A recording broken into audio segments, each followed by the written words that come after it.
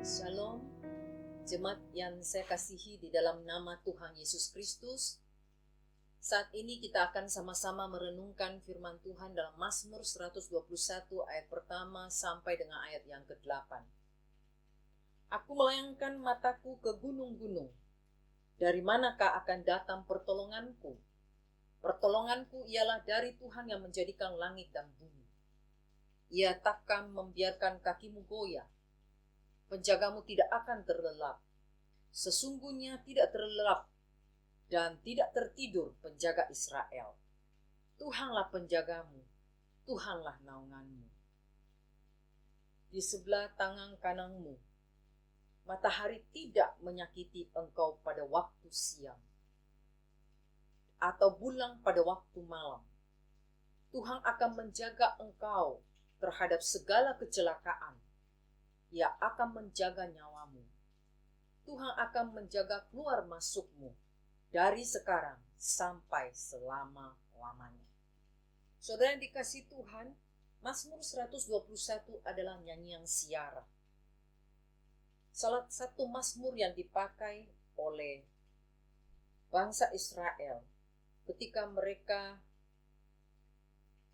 mengadakan perjalanan mendaki Bukit Sion selama pesta-pesta besar di Bait Suci. Biasanya setahun 3 kali bangsa Israel pergi ke Bukit Sion untuk bertemu Tuhan. Dan mereka mendaki sambil menyanyikan lagu siarah. Dan sampai sekarang nyanyian siarah ini dipakai untuk mengawali sebuah perjalanan. Saudara, Bait Suci itu ada di kota Yerusalem. Mereka harus mendaki dan ketinggian kurang lebih 800 meter dari permukaan laut. Ada satu kota di atas sebuah bukit. Apa yang kita bisa pelajari dari Mazmur 121 ini? Ada 3 hal yang kita mau pelajari saat ini. Yang pertama adalah kepada siapa kita berharap. Di ayat 1, aku melayangkan mataku ke gunung-gunung. Dari manakah akan datang pertolonganku? Saudara, sebagai orang percaya, ketika kita menghadapi masalah dan persoalan, kemana kita pergi? Beda dengan orang yang tidak percaya. Mungkin mereka mencari orang pintar, mereka pergi ke dukun, tetapi kita sebagai orang percaya tetap mengharapkan Tuhan. Ada seorang ibu, dia baru melahirkan anaknya. Dan anak itu ternyata tidak bersuara. Seluruh badannya biru. Dokter pada saat itu bingung. Tetapi ibu ini memeluk anaknya. Sebagai orang percaya, dia mulai menyanyi, saudara. Dia mulai mengelus anaknya sambil menyanyikan lagu rohani. Dia terus menyanyikan lagu itu. Dan saudara tahu, sebelum lagu itu selesai dinyanyikan, tiba-tiba anak tersebut bersuara dan menangis. Seluruh ruangan itu kaget. Ternyata anak itu hidup. Saudara, saya mau katakan, kepada siapa kita berharap? Ketika kita punya masalah dan persoalan, kita harus menjadi saksi kepada dunia bahwa ada tangan Tuhan yang luar biasa yang bisa bekerja untuk memberikan kita pertolongan. Dan yang kedua adalah dikatakan di ayat yang kedua, pertolonganku ialah dari Tuhan yang menjadikan langit dan bumi. Saudara, kita tahu bahwa tidak ada pertolongan yang sempurna selain daripada Tuhan. Ketika Korea diserang oleh komunis, mereka berusaha menghapus kekristenan. 500 pendeta dibunuh dan 2000 gereja dibakar. Banyak pendeta berusaha melarikan diri. Tetapi ada satu pendeta, dia pergi tinggal di sebuah lereng gunung, di satu gua pada waktu siang. Dan ketika malam, dia keluar dan pergi ke kota melayani jemaatnya. Sampai suatu ketika, di sebuah malam, hujan salju turun dengan hebatnya. Sehingga pendeta ini tidak dapat menemukan kota itu. Dia kehilangan arah. Dan akhirnya, walaupun dia sudah berusaha, tetap saja dia tidak menemukan kota itu.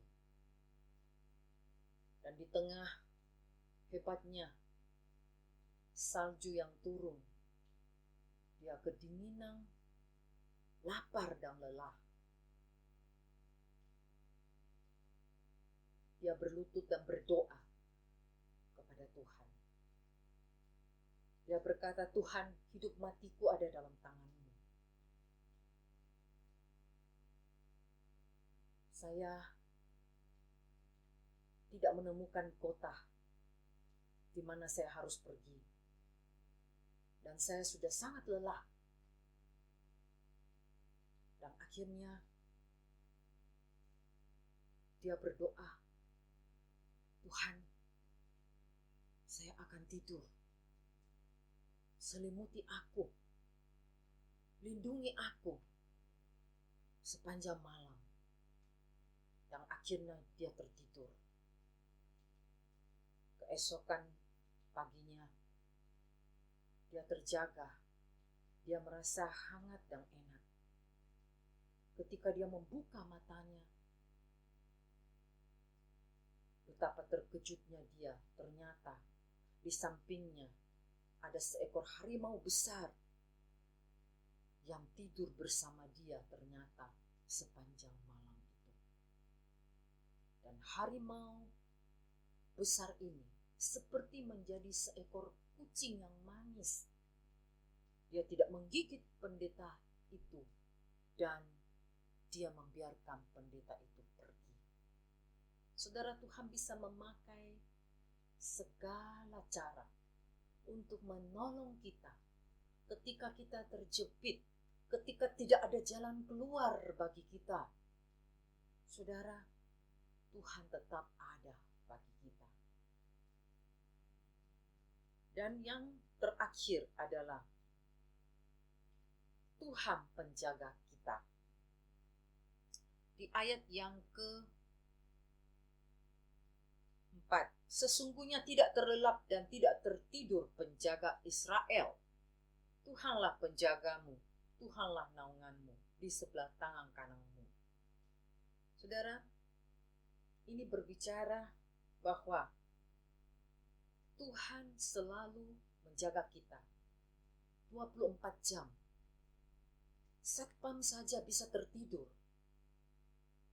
Saya beberapa kali bangun subuh dan mau pergi ke gereja untuk berdoa. Sebelum jam 5 pagi, saya keluar rumah dengan mobil. Dan ketika sampai di pos satpam, saya melihat portal belum terbuka. Ternyata satpam tidur dengan pulas. Bunyi mesin mobil tidak cukup untuk bisa membangunkan dia. Karena kita tahu pos satpam itu tidak punya pintu. Akhirnya saya turun dari mobil dan saya melepaskan tali portal sampai terlepas dan portal terbuka. Setelah itu satpam baru berjaga dan dia tersipu-sipu. Saudara dikasih Tuhan, di sini kita bisa melihat bahwa penjagaan Tuhan itu sempurna. Penjagaan daripada manusia bisa saja terlelap. Karena itu, hari ini saya mau sampaikan, di tengah merebaknya wabah COVID-19, marilah kita semua, terutama bapak-bapak sebagai imam, kumpulkan istri dan anak-anakmu untuk berdoa. Biarlah kita bisa melihat perubahan dalam negeri ini. Dan kita bisa melihat ada perbedaan antara orang percaya kepada Tuhan dan orang yang tidak percaya kepada Tuhan. Supaya Tuhan menunjukkan kuasa-Nya bagi kita semua.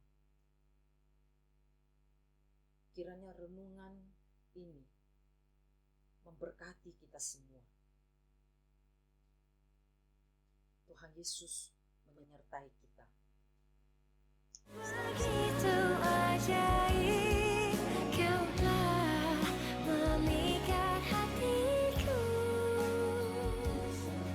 di saat aku tak sanggup lagi, di situ tanganmu bekerja.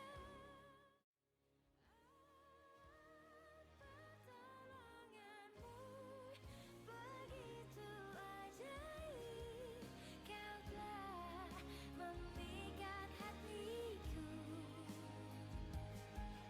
Kini mataku tertuju padamu, ku rasakan kasih-Mu Tuhan. Kini mataku tertuju